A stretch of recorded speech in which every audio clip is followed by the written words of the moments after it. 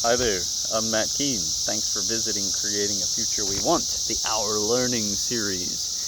When I was in grade school, formal education, went to public school, I didn't do so great.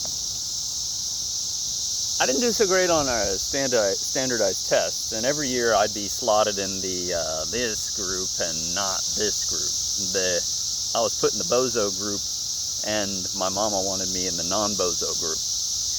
She would march her 5'2" self down to the principal's office every year and say, "What's my son doing in the bozo group? Put him in the non-bozo group." I've come to view who's a bozo very differently and who isn't a bozo as I've gotten older. But anyway, grateful to her for spending that effort and giving people the what for about her son, caring about his well-being and his future happiness, contentedness, sense of self, and self-worth, and potential significance, and earning potential, and all the things that go along with people being slotted in different places artificially. So,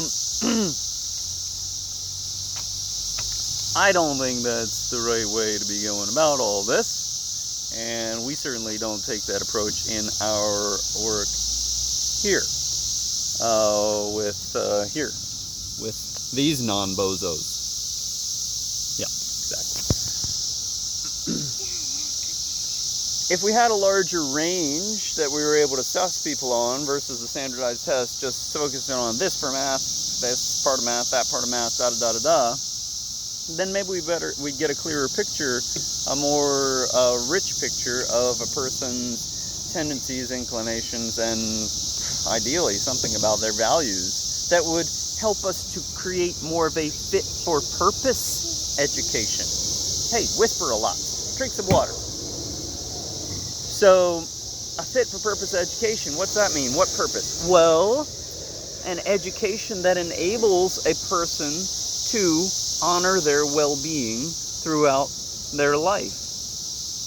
An education that enables a person to become the person that they themselves decide that they should be. I'm going to just finish this video for a second. I'm practicing my patience right now. That's my patience practice. So,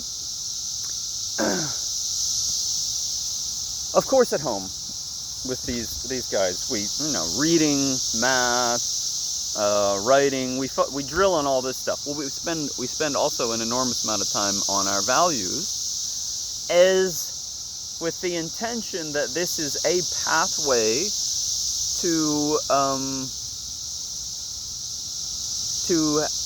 increasing the likelihood of us understanding this sense of self in finding or crafting the identity that is the best fit for this soul, this spirit that we're bringing into the world. We do that by studying long lists of values that we collect from friends and family and relatives, and that we brainstorm on, and historical figures, and we, definitions, descriptions, examples of all values, and we've got a big database and all that. So that's a part of helping us to sort of craft this path, or look for a path toward visions of futures that we would like to create as individuals, as a family, as a community. I don't know. All those bozo conversations kind of got me down a little bit. I mean, who's more gifted?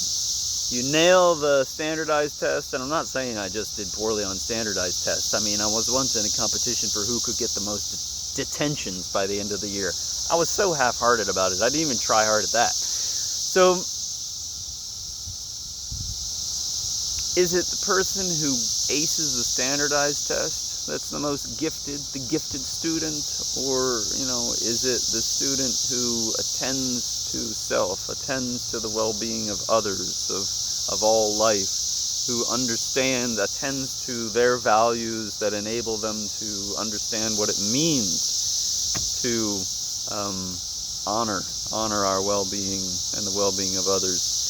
You know, we're leaning toward the latter. That's what we're working on. I'm Matt Keene. Thanks for visiting Creating a Future We Want, the Our Learning series. What is your vision for a future of identifying gifted students?